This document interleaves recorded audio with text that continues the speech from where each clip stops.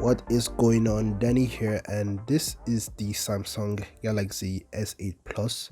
I've used this device as my daily driver for the most part of 2021, and even if this device is over 5 years old now, the big question is the Samsung S8 Plus still worth it even as the year rounds up? But first, a very quick message from our sponsors.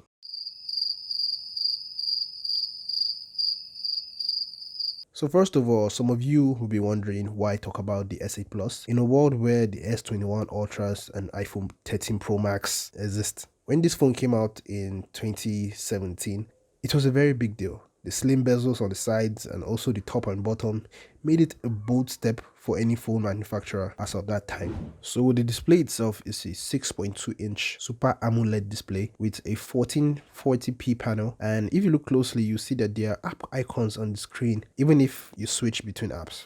Well, this is called screen burning, and it's very common among Samsung devices that come with AMOLED displays. If you have any device with similar issues and you're wondering how to fix it, save yourself the stress because you can't really fix screen burning. But you do have two options though. One is to just turn on dark mode and use a dark theme wallpaper, or you change the entire screen, and that costs almost half the price of the device itself. Also, this phone has IP68 water and dust resistance, which is great, but I would highly suggest you don't go dipping your phone into water because, like I said, Samsung doesn't really make these phones anymore, so I can't tell for sure if the water resistance still works. But for by mistake, your phone slips out of your hand and falls into water and still works afterward, that's a win-win situation if you ask me. On the sides, you have the volume rockers, Bixby button, and the power button.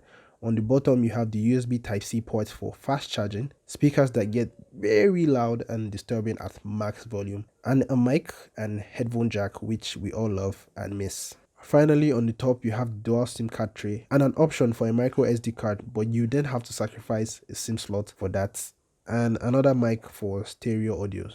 So 2 mics. Yeah.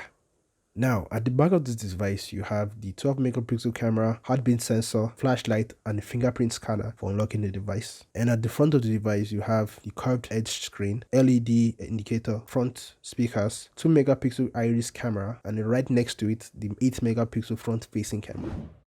There's a hidden feature that many people don't know about, and it's just beneath the home button. There's a hard press feedback, something like the iPhone 7 haptic feedback, that takes you straight to the home screen. A minor feature, but nothing too crazy. So one major downside that made me sad after purchasing this device is that it gets no software updates anymore. So you'll be stuck with One UI version 1 and Android 9 in this world where there are One UI version 4s and Android 11 or 12 maybe. I've used the device as it is and had no issues at all. And hey, if you're liking this video so far, drop a like and subscribe, because why not? In my device, I have the Exynos model with 8 cores, Mali G71 GPU, 64 gigs of storage, and 4 gigs of RAM. So when it comes to gaming on this device, I can say for sure that this device performs very, very well. Like on my favorite mobile game, Call of Duty Mobile, you get the option to go full, very high graphics and max frame rate, but even when I try to play at medium graphics and max frame rate, I get a lot of lag and frame drops. So that's something to note. But overall, gaming performance on this device is very good.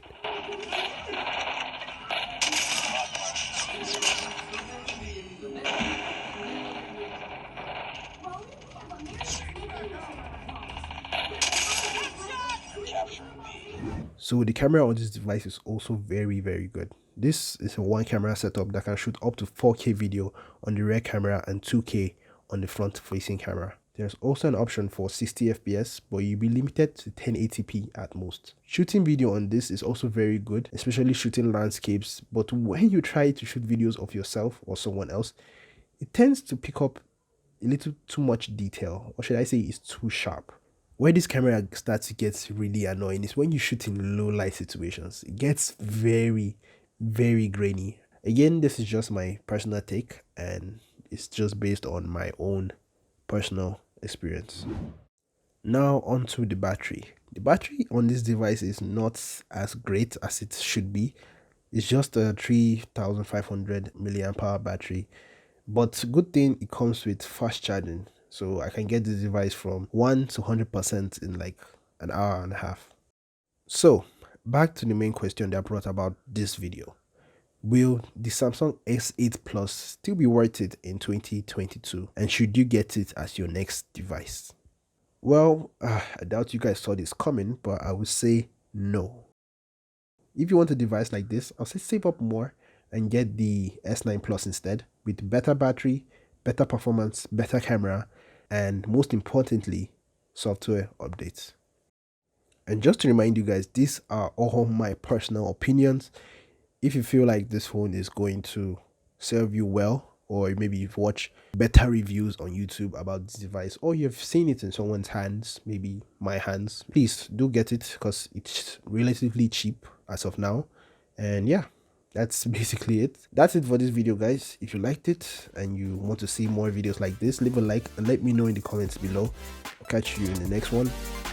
Peace out.